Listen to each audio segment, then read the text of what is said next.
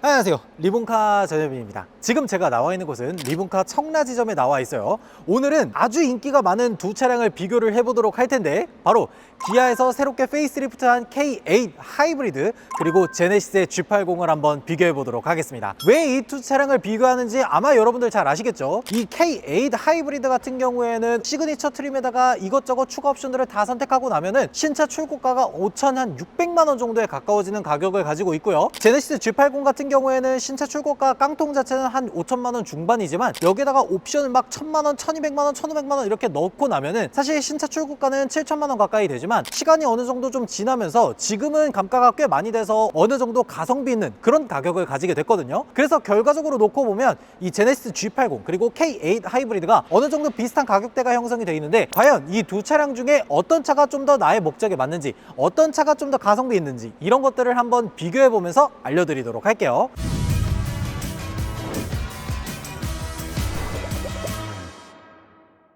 일단은 K8부터 한번 보도록 하겠습니다. K8은 페이스리프트를 한번 했죠. 기존에는 약간 이게 맞나 싶을 정도로 앞모습이 기이한 그런 모습을 보여줬었는데, 페이스리프트를 하고 나서 앞모습을 싹 다 뜯어 고쳤습니다. 그러면서 램프라든지 이런 것들도 전부 다 바꿨어요. 개인적으로는 이 신형 K8이 생각보다 디자인이 중후한 느낌이 나도록 잘 나온 게 아닌가, 그런 생각이 들더라고요. 그리고 제가 가지고 온 이 K8 같은 경우에는 시그니처 트림이거든요. 이게 트림별로 약간 차이점이 있는 게 뭐냐면, 이 앞에 이제 어라운드 뷰를 위한 카메라가 하나 달려있죠. 이거는 노블레스 트림부터 기본으로 들어가는 거고, 노블레스 라이트 같은 트림은 이런 카메라가 들어가지가 않습니다. 그래서 이런 것들은 반드시 꼭 확인을 해 주셔야 되고, 측면으로 넘어가서 보면은 지금 이 차량 같은 경우에는 가장 높은 트림, 시그니처 트림이기 때문에 19인치 휠을 사용한 걸 볼 수가 있어요. K8 같은 경우에는 총 휠 인치 수는 17인치, 18인치, 19인치, 20인치 이렇게 나오는데, 하이브리드 같은 경우에는 사용할 수 있는 휠 트림이 17, 18, 19 이렇게 나옵니다. 노블레스 라이트가 17, 노블레스가 18, 그리고 시그니처 등급으로 올라오면 19인치 휠을 사용하고 있거든요.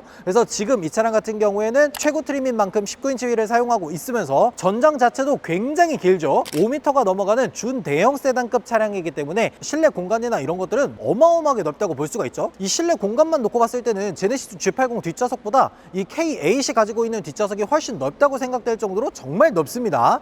그리고 뒤쪽에서도 한번 보면요, 뒤쪽 디자인 같은 경우에는 기존 구형 K8하고 큰 차이점을 두지는 않았습니다. 이런 일자로 쭉 이어지는 램프라든지 이런 것들은 그대로 뒀지만, 요 사이사이에 보면은 이렇게 절취선 같은 램프를 하고 있는 요런 것들이 살짝 바뀐 점이라고 할 수가 있어요. 범퍼나 이런 쪽에 디테일한 부분들은 살짝 바뀌었지만 큰 틀에서는 엄청나게 드라마틱한 변화가 앞모습만큼 있지는 않다라고 보시면 될 것 같아요. 근데 중요한 게 뭐냐면, 노블레스 라이트, 노블레스, 시그니처 이렇게 세 가지 트림이 있잖아요. 이 세 가지 트림 중에서 시그니처 트림을 선택하는 이유가 있어요. 전자제어 서스펜션이 이 시그니처 트림의 기본으로 탑재가 되기 때문에, 만약에 나는 전자제어 서스펜션이 들어가고 19인치 휠이 들어가기 좋아 라고 하면은 어쩔 수 없이 시그니처 트림을 골라야 된다 라는 거거든요. 그러고 보면은 기아의 K8이 기존보다 대비해서 얼마나 많은 옵션들이 새롭게 추가됐는지 이런 것들을 알 수가 있겠죠. 그리고 트렁크 공간도 한번 열어서 보면은 전동 트렁크 당연히 들어가 있고요. 트렁크 공간이나 이런 것들도 굉장히 넓게 되어 있습니다. 근데 저 뒤쪽에 2열 시트를 폴딩을 할 수 없게 만들어 놨습니다. 기본적으로 트렁크 공간이 굉장히 넓게 달려 있다는 거는 굉장히 좋지만, 2열 시트 폴딩이 안 돼서 긴 짐을 넣기에 살짝 어려움이 있다, 애로사항이 있다라는 것들은 조금 아쉬울 수 있는 부분이겠더라고요. 그리고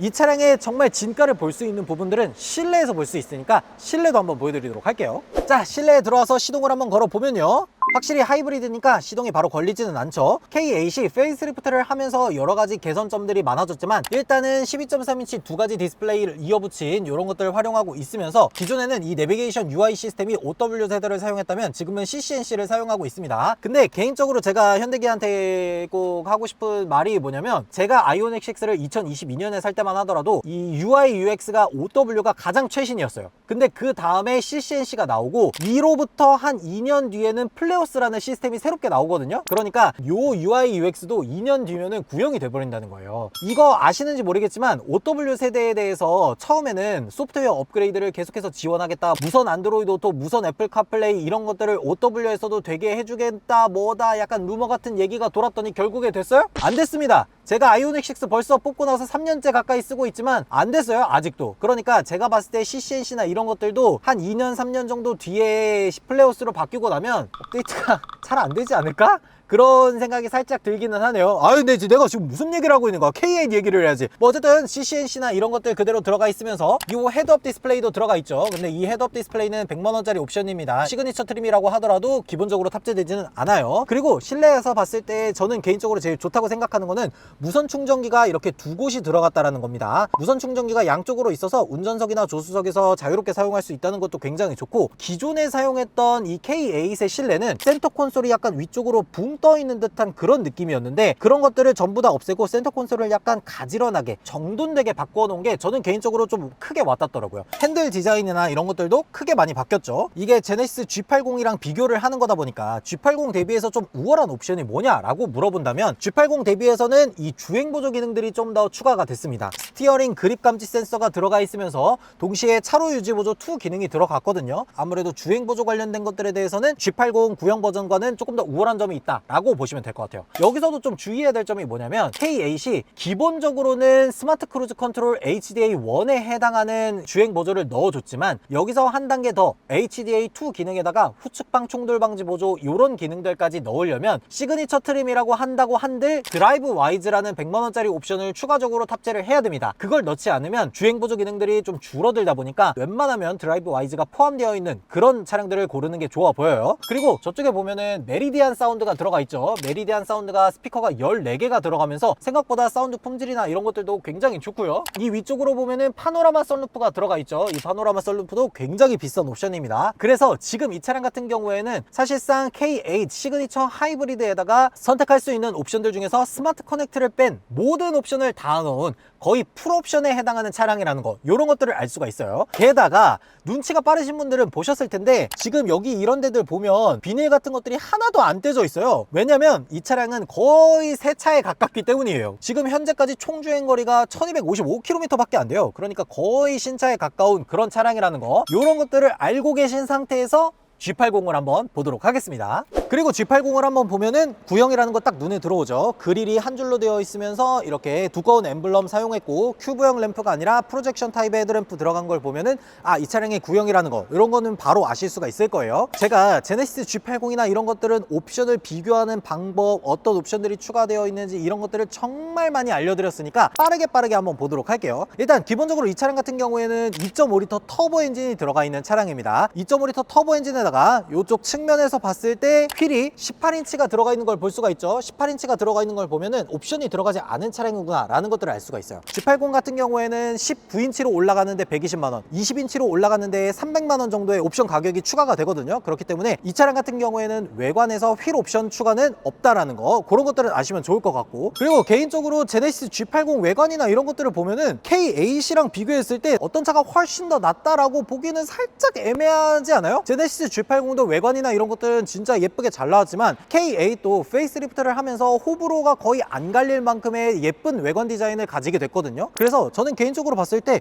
외관, 앞모습이나 이런 것들에 대해서는 둘 다 비교할 만한 것들은 크게 없는 것 같고, 대신에 뒷모습에서 봤을 때는 개인적으로 제네시스 G80이 두 줄 램프를 활용한 디자인이 조금 더 예쁘겠다라는 생각은 들겠더라고요. 그리고 제네시스 G80도 실내에 들어가서 한번 보도록 하겠습니다. 자, 제네시스 G80 실내에서 한번 보면요, 일단 시트를 보면은 뭔가 무늬가 굉장히 많죠. 무늬가 굉장히 많으면서 센터 콘솔에 있는 이 실내 인테리어 트림이나 이 소재를 보면은 나무가 들어가 있습니다. 이 나무가 들어가 있는 거를 보면은 이 차량이 시그니처 디자인 셀렉션 2가 들어가 있구나, 300만원짜리 실내 옵션을 넣어놨구나 라는 것들을 아시면 되는 겁니다. 제네시스 G80 같은 경우에도 시그니처 디자인 셀렉션 2를 선택하면 나파 가죽 시트가 들어가거든요. 근데 K8도 시그니처 트림을 선택하면은 나파 가죽 시트가 들어갑니다. 퀄리티만 놓고 봤을 때는 G80이 조금 더 우세한 그런 느낌이 살짝 있어요. 확실히 프리미엄 브랜드다 보니까 이런 시트 디자인이나 시트 착좌감 이런 것들에서도 굉장히 신경을 많이 써줬더라고요. 그리고 더불어서 확인할 수 있는 것들을 보면은 여기에 헤드업 디스플레이 들어가 있고, 아래쪽으로 봤을 때 디지털 클러스터 들어가 있으면서 마지막으로 후진기어를 딱 넣었는데 어라운드 뷰가 들어가 있다 라고 하면은 이 차량은 파퓰러 패키지가 포함됐다 라고 보시면 되는 거예요. 파퓰러 패키지가 500만원이 넘는 굉장히 비싼 옵션이니까 이런 것들이 들어갔다 라고 하면은 운전자가 사용하기에 훨씬 좋은 그런 차량이라고 볼 수가 있겠죠. 그리고 지금 이 G80 같은 경우에는 파퓰러 패키지가 들어갔기 때문에 드라이빙 어시스턴트 패키지 1은 들어가 있지만 주행 편의에 들어가서 봤을 때 고속도로에서 자동 차선 변경 보조 이런 탭이 없잖아요. 이런 것들을 보면은 지금 이 G80에는 드라이빙 어시스턴트 패키지 2가 안 들어가서 HDA1까지만 지원하는 그런 차량이구나 라는 것들을 알 수가 있는 겁니다. 거기에다가 추가적으로 지금 이 차량에는 뭐 파노라마 썬루프라든지 전자제어 서스펜션이라든지 이런 옵션들까지 모두 포함되어 있거든요. 서스펜션을 딱 눌렀을 때 컴포트 스포츠 이렇게 나오는지 이런 것들만 확인하면은 전자제어 서스펜션이 탑재되어 있는 것들을 알 수가 있는 겁니다. 그리고 아래쪽으로 보면은 올휠 드라이브가 있죠. 이 올휠 드라이브라는 탭이 있으면 이 차량에 사륜구동이 들어갔다 라는 것들을 알 수가 있는 겁니다. 이렇게 옵션이 많이 들어간 차량이라는 거 알고 K8하고 한번 비교를 해보도록 하겠습니다.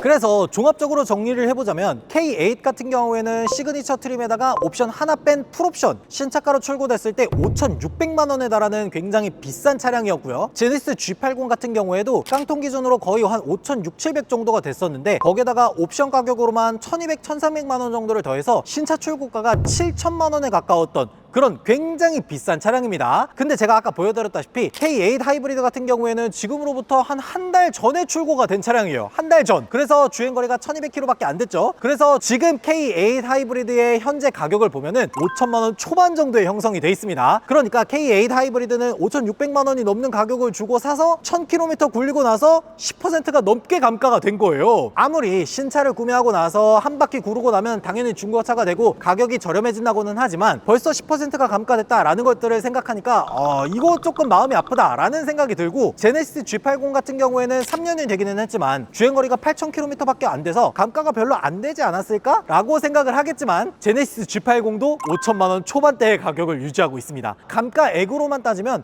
8,000km 타고 1,700만 원이 감가가 된 거예요. 1,700만 원. 야, 이거 진짜 대단하지 않아요? 감가가 무서워서 이거 어디 타고 다니겠나? 라는 생각이 들어요. 그래서 좀 정리를 해보자면 이 두 차량 다 5천만 원 초반대의 가격으로 형성이 돼 있는데 결정적으로 다른 점이라고 하면 뭐예요? K8은 하이브리드 차량이잖아요. 아무래도 시내도로나 고속도로나 이런 것들을 주행을 할 때 연비적인 이점, 게다가 1.6L 터보 엔진을 가지고 있기 때문에 연간 자동차세가 한 29만 원 정도밖에 안 나온다는 유지비적인 측면에서는 굉장히 저렴한 장점을 가지고 있으면서 G80 같은 경우에는 2.5L 터보 엔진에다가 1년 자동차세가 65만 원, 그리고 평균적으로 연비를 따져보면은 대략 한 9km에서 10km를 왔다 갔다 하거든요. 유지비는 G80이 훨씬 더 많이 들어간다는 거, 이런 것들이 좀 장단점으로 적용하지 않나 싶어요. 대신에 K8 같은 경우에는 엠블럼이 기아인 만큼 확실히 프리미엄 이미지에서는 조금 떨어진다는 게 단점이 될 수가 있겠고, 제네시스 같은 경우에는 그래도 제네시스인데